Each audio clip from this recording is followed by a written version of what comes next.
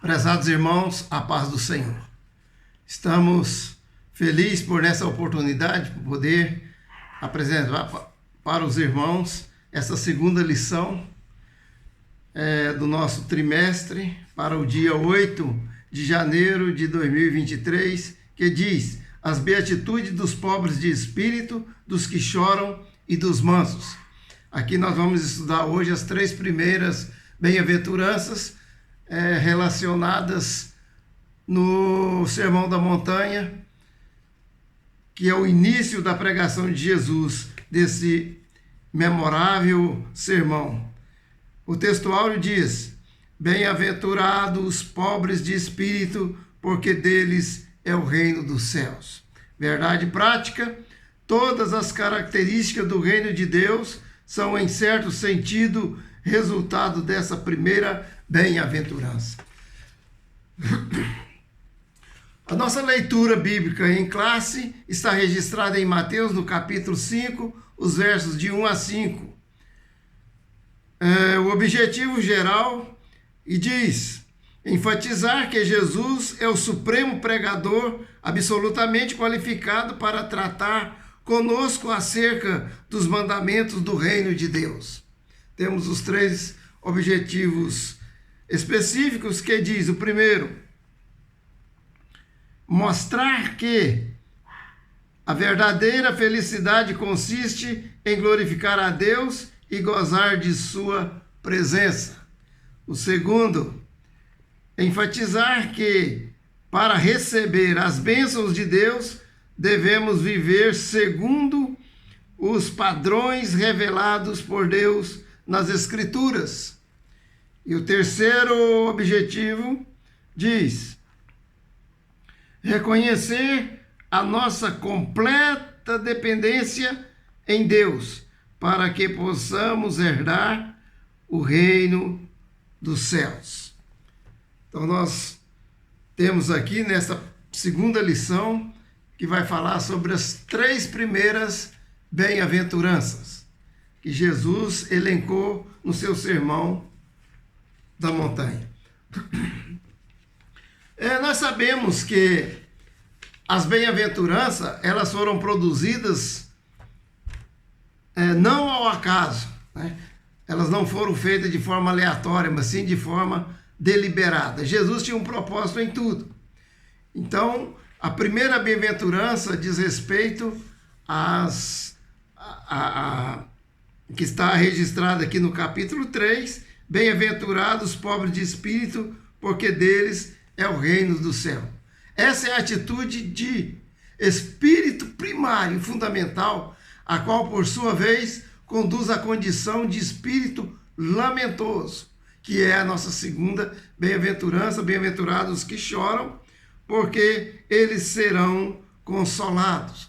Quando tomamos consciência da nossa pecaminosidade, e isso, por sua vez, leva ao espírito de mansidão, então existe uma conexão lógica entre as bem-aventuranças.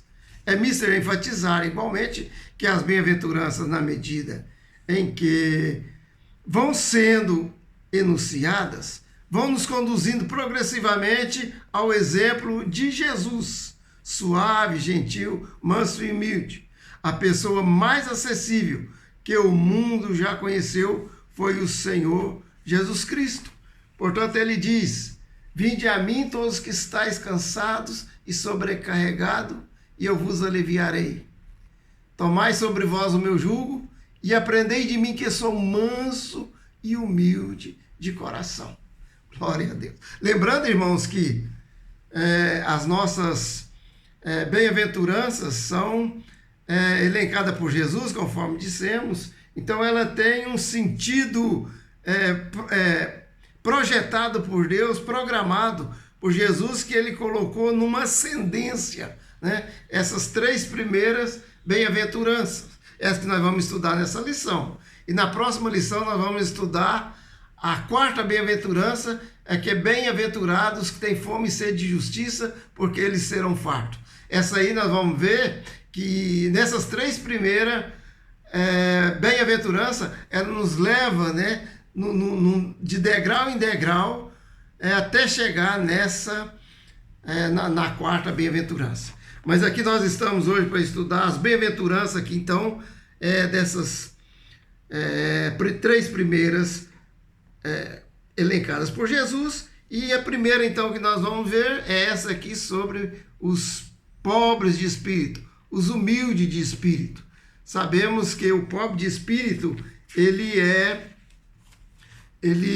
tem, então, reconhece que ele não tem nada, né? Que ele chega diante de Deus e reconhece a sua pobreza, a sua necessidade, a sua condição de necessitado.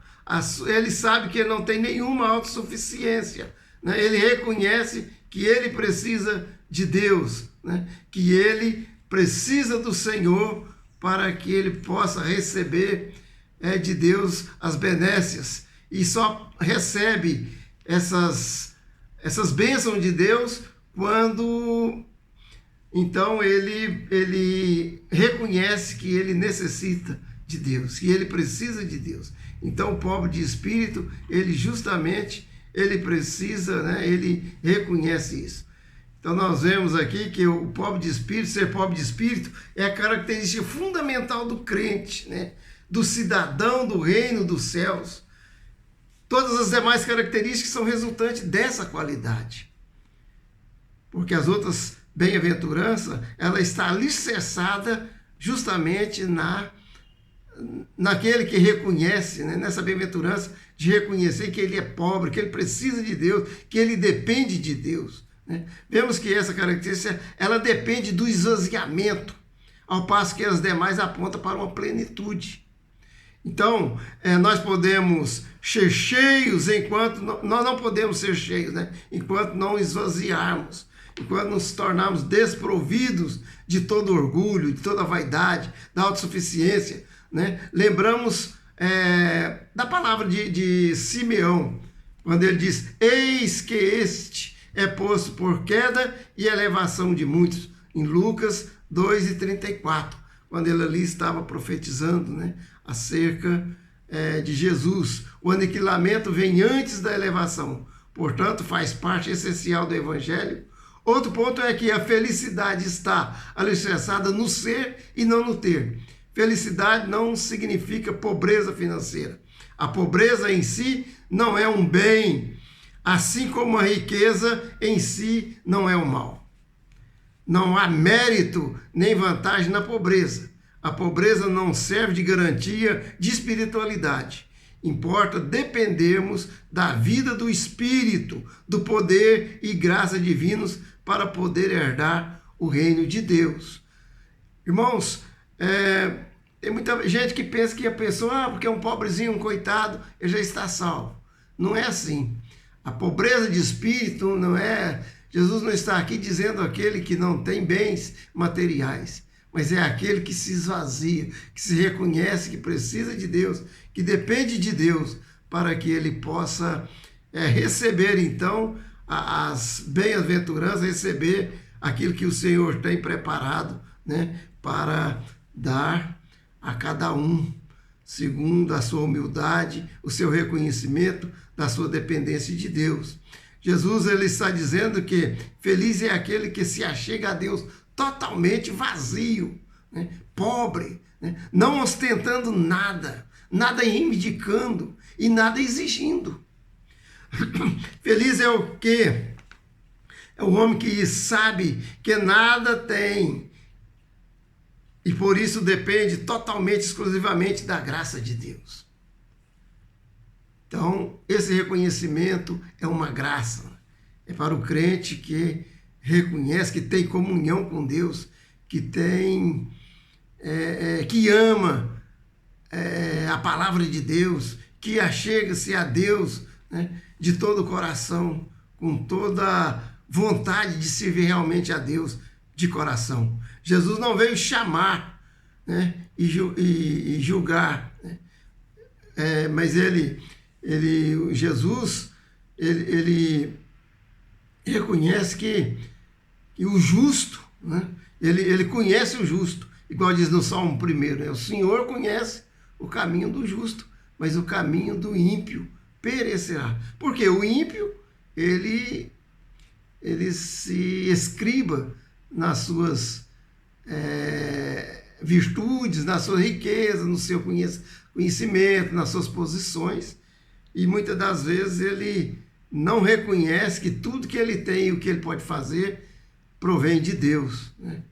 Os que se julgam sãos não precisam de médico, conforme Jesus disse, né?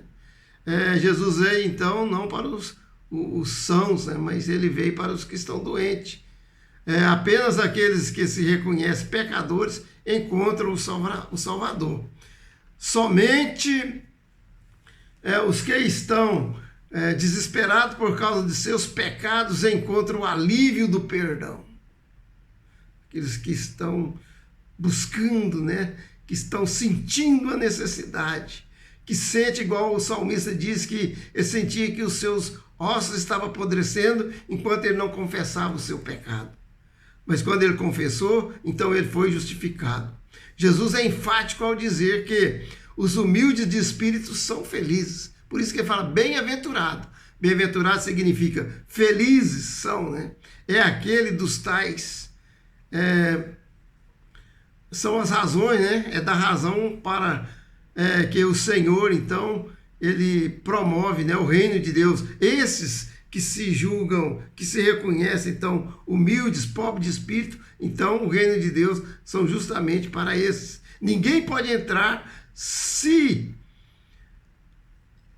deleitar no reino dos céus, a menos que seja humilde de espírito. Por isso nós dizemos que esta é uma bem-aventurança fundamental, que leve ao esvaziamento, ao reconhecimento da nossa dependência, de que precisamos de Deus. À medida, então, que reconhecemos, então, nós partimos para outra, né? Para outra bem-aventurança, que está aqui no capítulo, no verso 4 da nossa lição: bem-aventurados que choram, porque eles serão consolados, né? Bem-aventurados que choram, porque eles serão consolados. Glória a Deus. O nosso comentário aqui diz, então, no verso 2, né? no item 2 e 1, aqui o item 2 e 1, então nós comentamos sobre a bem-aventurança dos que choram, né? O mundo considera tal declaração inteiramente ridícula, porque para o mundo chorar são para os fracos, né? São para os pobres financeiramente, os que são servos do outro e dependem, né, de favores. Os fracos, eles são aqueles impotentes, né?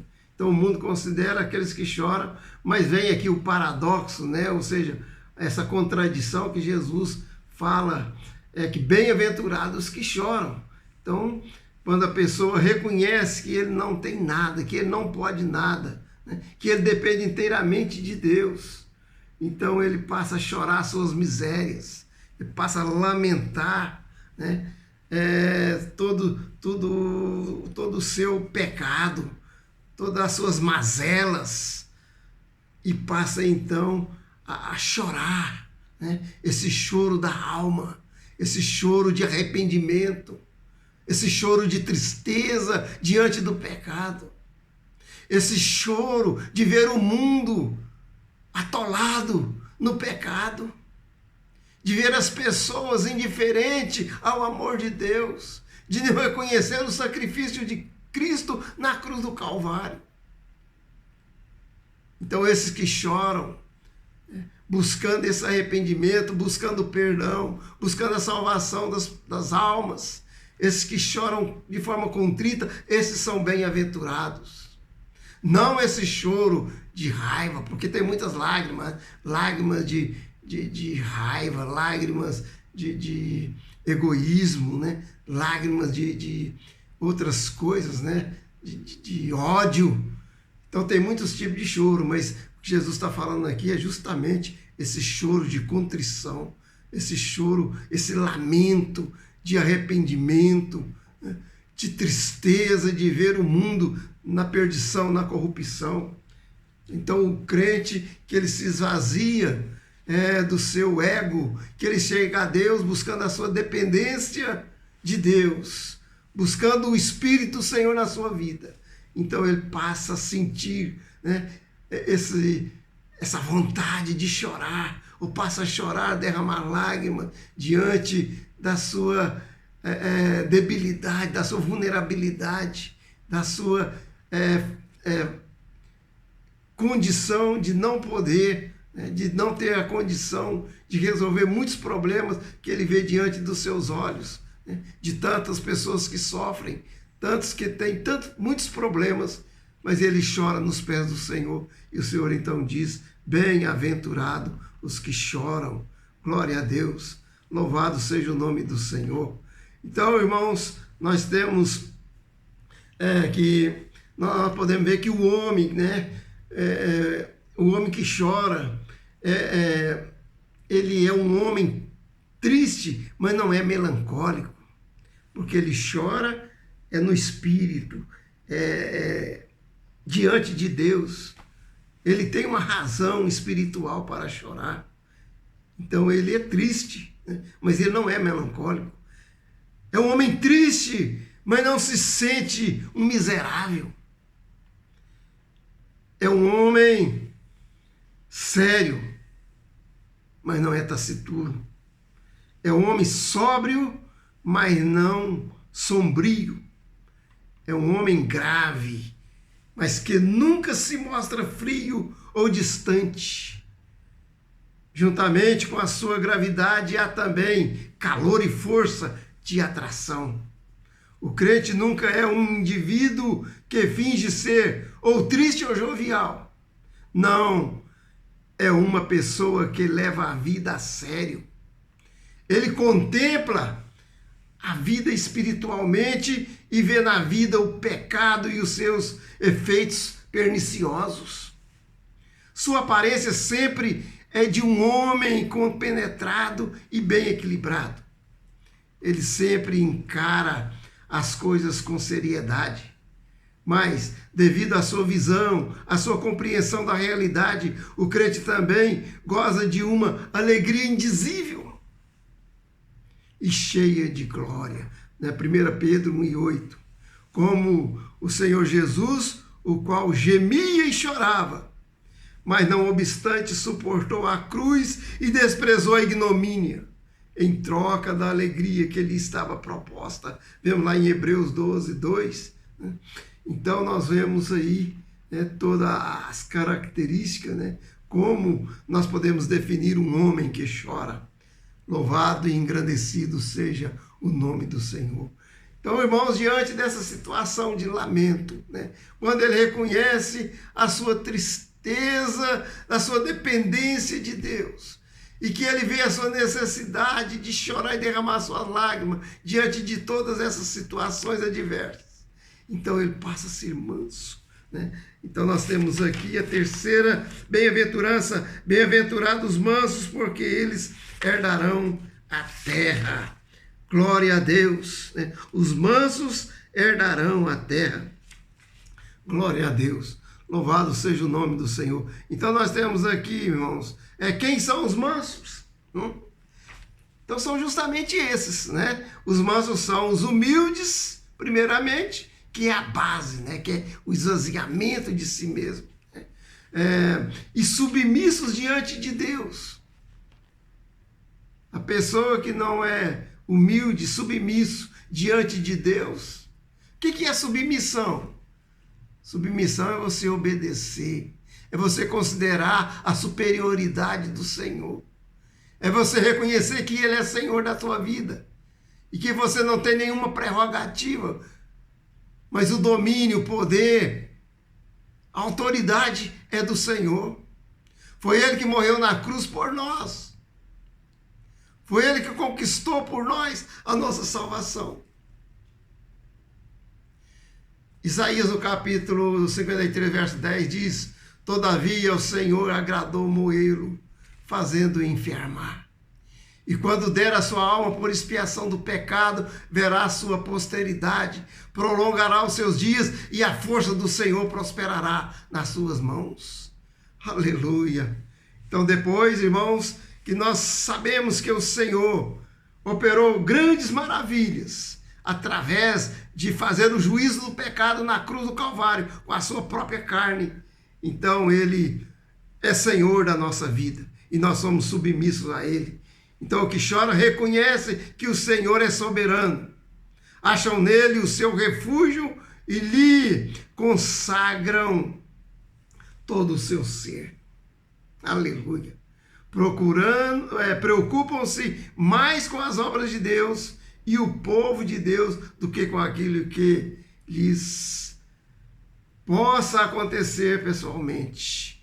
Nós vemos, né, quanto Paulo sofreu ali preso, tinha sonhos, né, de ir pregar na Espanha, mas ele estava ali preso, mas ele se sentia feliz, dizendo, tudo posso naquele que me fortalece. Era aquele ali em Filipenses, você vê a alegria dele sendo explicitada de uma forma toda especial para o povo, para a igreja de Filipos, quando ele demonstra ali a sua alegria. Regozijai-vos sempre no Senhor. Outra vez digo, regozijai-vos, Filipenses 4, né? Capítulo 4. Seja a vossa equidade notória diante dos homens, perto está o Senhor. Aleluia. E não vos inquieteis com coisa alguma, antes em tudo apresentai-vos diante dele as vossas petições, com orações, com súplicas e ações de graça. E o Deus de paz, que excede todo entendimento, guardará os vossos corações e a vossa mente em Cristo Jesus. Oh, aleluia. Então os mansos, irmãos, os mansos e não os violentos herdarão, por fim, a terra. Então, bem-aventurados os mansos, porque eles herdarão a terra. Que promessa gloriosa, né? O crente é um novo homem e pertence a um reino totalmente distinto deste mundo. Para o mundo, o crente é um enigma e pode revelar muita coisa sobre a autenticidade de nossa profissão de fé cristã. Vemos aqui o exemplo de Abraão, né? Abraão é um exemplo de mansidão, deixando que Ló fizesse a escolha, embora este fosse mais novo. Os irmãos sabem lá, né, quando Abraão deixou que ele escolhesse, né? Mas infelizmente Ló escolheu as planícies de Sodoma, né? E teve aquele fim dramático, né? Então, aquele que anda guiado por Deus, ele é bem-aventurado. Moisés também é descrito como o homem mais manso da terra. Não imputa a própria vontade aos outros, mas antes se rebaixa e se humilhava. Davi, já sendo até ungido como rei, não obstante, quanta coisa suportou de Saul. Jeremias, quanta coisa suportou, mas ao mesmo assim, com todas as ofensas, continuou anunciando a mensagem da palavra. Vemos quanto Jeremias sofreu, né? Para pregar e mostrar ao povo de Israel, aquele povo obstinado que não queria ouvir a voz do Senhor. Então nós vemos, irmãos, que os mansos, embora ele seja muitas vezes desprezado, ridicularizado, oprimido até, mas os mansos herdarão a terra. Às vezes nós estamos preocupados com muita coisa, né? Muita coisa, mas devemos, né, esperar no Senhor. Aleluia. Em Romanos, no capítulo 8, né, diz que nós somos, fala assim, e o mesmo Espírito testifica com o nosso Espírito que somos filhos de Deus. O verso 16, o 17 diz, e se somos herdeiros, se somos filhos, somos também herdeiros. Herdeiro de Deus, co-herdeiro com Cristo. Se é certo que com ele padecemos, para que com ele também sejamos glorificados. Aleluia. Padecemos agora, somos mansos, né? Nos esvaziamos tudo aquilo que está no nosso ego e deixamos que o Espírito habite em nós abundantemente e nos colocamos diante de Deus, completamente na dependência de Deus, e deixamos que Ele opere em nossa vida, né? Então os mansos, eles são herdeiros da terra. O homem que é realmente Manso é o homem que sempre vive satisfeito e contente, porque ele sabe em quem ele tem crido, como diz Paulo, né? Eu sei em quem tenho crido, né?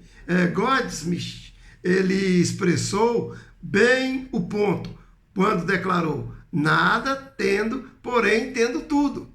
O apóstolo Paulo expressou: nada tendo, mas possuindo tudo, né? 2 Coríntios 6:10b. Na carta aos Filipenses, Paulo disse: tanto sei estar humilhado, como também sei ser honrado. E ainda, tudo posso naquele que me fortalece.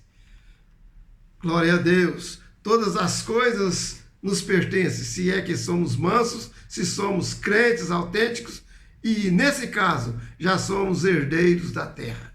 Glória a Deus. Para o futuro, né? 1 Coríntios 6:2 afirma: ou não sabeis que os santos hão de julgar o mundo? Os crentes haverão de julgar os anjos, portanto eles terão herdado a terra. Então, que coisa importante, né? Como o Senhor é maravilhoso para conosco, além de tudo que Ele faz por nós, de toda essa herança gloriosa. A terra tão maravilhosa, né? Senhor, nós temos tantas paisagens bonitas, tantos lugares bonitos, né? Como são maravilhosas as obras de Deus. E ainda Deus nos dará essa condição, sermos herdeiros, sermos cordeiros com Cristo, né? Temos todas as virtudes espirituais e ainda essa função de julgar, né? Porque Deus nos capacita para isso, né? Então, irmão, nós vemos aqui que a mansidão, ela é uma qualidade de caráter em nós produzido pelo Espírito de Deus. Então, até a mansidão, como nós vimos, ela é um fruto do Espírito, né? Esse é um fruto do Espírito. É algo que nos é oferecido, tornando-se possível para nós todos. Nós precisamos encarar de frente o sermão do monte, cumprir-nos, meditar a respeito do mesmo. Dessa necessidade de sermos mansos, né? Convém que humilhemos-nos, conscientizemos-nos da pequenez da nossa estrutura espiritual, mas também da nossa completa imperfeição.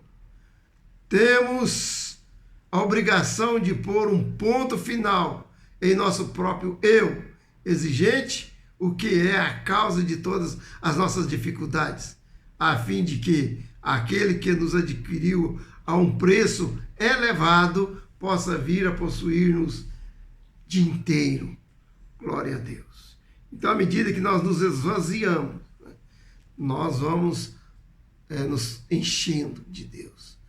O Espírito vai tomando conta, né, sem nenhuma reserva do nosso coração. Glória a Deus. Então está aí, irmãos.